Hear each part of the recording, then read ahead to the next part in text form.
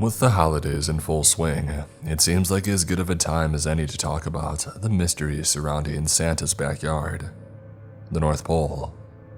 Surprisingly though, Santa isn't the only mysterious resident thought to live there.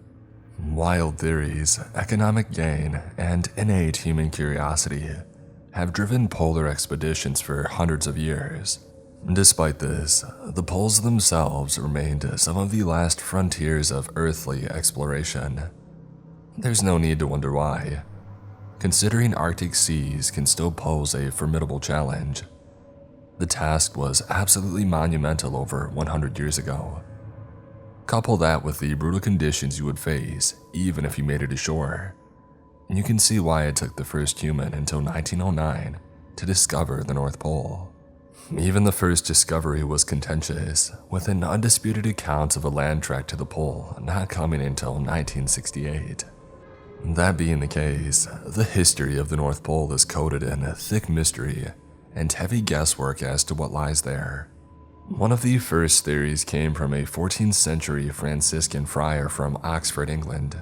This friar is said to have traveled the North Atlantic region in the 1360s, making around half a dozen journeys while conducting business on behalf of King Edward III.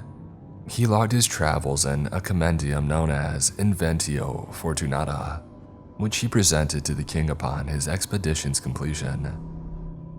Unfortunately, by the time Atlantic explorers were seeking information in the 1490s, the Inventio was forever lost to time. The only remaining proof of its existence came in the form of a second text that summarized it, along with its depictions of the North Pole according to the friar. He said at the dead center of the pole was a giant black magnetic mountain surrounded by a raging whirlpool. This would explain why compasses always pointed north. The concept of the pole being a magnetic mountain dates back to at least Roman times, but the friar added additional features and measurements to his interpretation. Surrounding the whirlpool was supposedly a circular continent divided by 4 powerful rivers. It was thought that if you got too close to the whirlpool, it meant certain death. This depiction of the North Pole became widely accepted and used on globes and world maps even hundreds of years after the friar's account, persisting throughout the 16th and 17th century. Eventually though, further exploration of the area gave a more realistic idea of the North Pole's geography. Despite this, tales of what or who may reside there continue to stir. A common belief, even pushing into the 1800s, was that biblical giants roamed and stalked the North Pole. Other beliefs were even more fantastical. In 1885, the president of Boston College claimed that the Arctic was the cradle of the human race, citing that in ancient times, mankind was created there.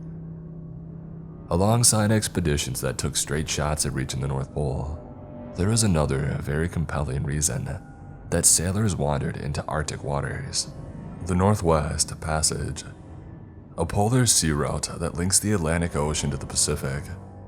This route would open up international trade in a way that was never before possible, and guaranteed riches to whoever could successfully charter a way through. This was the primary objective of the now infamous Franklin expedition. On May 19, 1845, Sir John Franklin of the British Royal Navy set out to find and cross the Northwest Passage. He left Greenheath, England, with 2 ships under his command, the HMS Erebus and the HMS Terror. 129 officers and sailors were divided between these 2 vessels, and not a single soul made it out of the Arctic alive. Salvaged documents from their voyage described Franklin's death in June of 1847, 2 years after he had departed England. The ships had become frozen in place near the McClintock Channel for a considerable time, and it's believed malnutrition and scurvy were rampant among the entire crew. And despite their unfortunate end, some of the men managed to survive until April 1848. Skeletal remains of the crew have been found in various locations and at various distances from their ship's wreckage. Some bone material discovered even showed evidence of cannibalism among the sailors. Certainly an unceremonious end but one that was not uncommon when braving the polar region. The vessels themselves remained hidden for over 160 years before finally being located at the bottom of the Queen Maud Gulf in 2014 and 2016 respectively. The Northwest Passage was eventually successfully navigated by Norwegian explorer Roald Amundsen on a voyage that lasted from 1903 to 1906. His journey took him over countless icy graves of those who had tried before him. While some had their sights firmly set on economic pursuits, others had their gaze adjusted towards glory. Such was the case for the Jeannette expedition of 1879.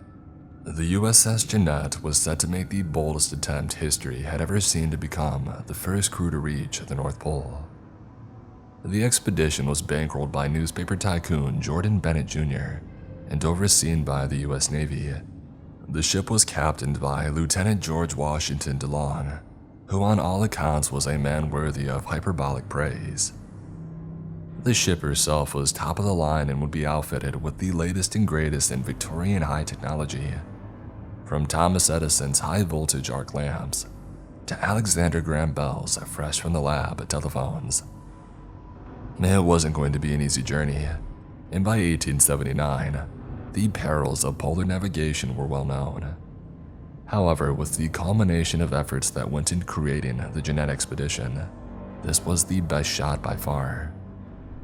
Unfortunately for the crew, the expedition's success was counting on a theory that the science of that age had gotten incorrect: the theory of an open polar sea.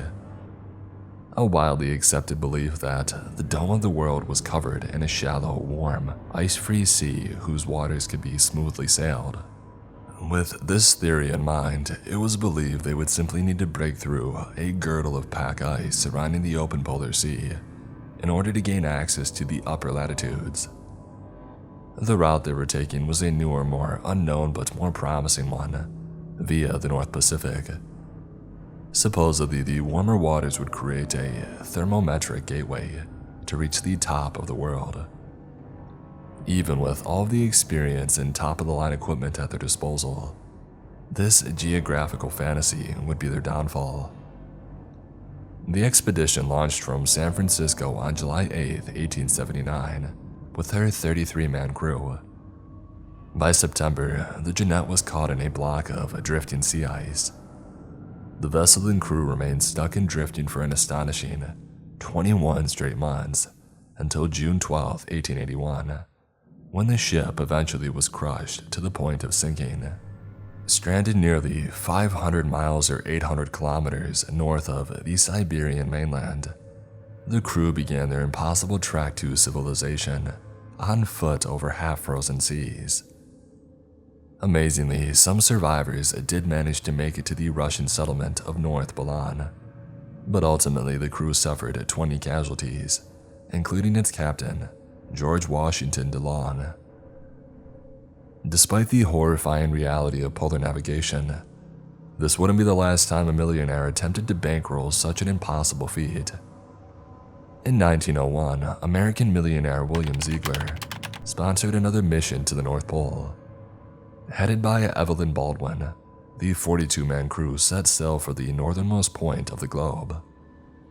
Baldwin was quoted as saying he was confident that this attempt to determine these secrets so jealously guarded by the ice sphinx of the North would succeed where so many others had failed. Despite his confidence, their first attempt fizzled out quickly and was ended by 1902 after what was viewed as a disappointing effort from Captain Baldwin. The only positive facet of the expedition was the beautiful photography and motion picture footage by Anthony Fiala. This is believed to be the earliest footage of any expedition to the Arctic. Upon the return, Captain Baldwin was fired and Anthony Fiala was placed in charge to spearhead a revitalized campaign with the same goal in mind. Launched in 1903, the second Ziegler expedition and its crew of 39 set out to accomplish what no one else had: reach the coveted North Pole. They made it as far as Rudolph Island up in the Barents Sea, only to witness pack ice destroy their ship and leave them stranded above the Arctic Circle. The team spent 2 entire years waiting to be rescued. Fiala is reported saying that men lived off 120 polar bears, 16 walruses, 16 seals, and a slew of other Arctic animals, as they patiently waited the day that they would be saved. Another key to their survival was a fortunate vein of coal that they found on the island, which they burned for warmth. Astonishingly, only one of the crew members died during the 2-year ordeal, and 38 men returned to America upon the rescue. It's easy to see why the North Pole became steeped in so much mystery over the centuries. A brutal and unforgiving environment, the journeys made by mariners for science or glory had a history of ending tragically for hundreds of years. Theorized as a land of giants and the birthplace of our ancestors, Santa Claus may have a few mythological neighbors to compete with. In fact, our actual scientific exploration of the poles is very recent compared to most other places on Earth. Who knows what they may uncover? There may be more than just the bodies of forgotten explorers under the ice.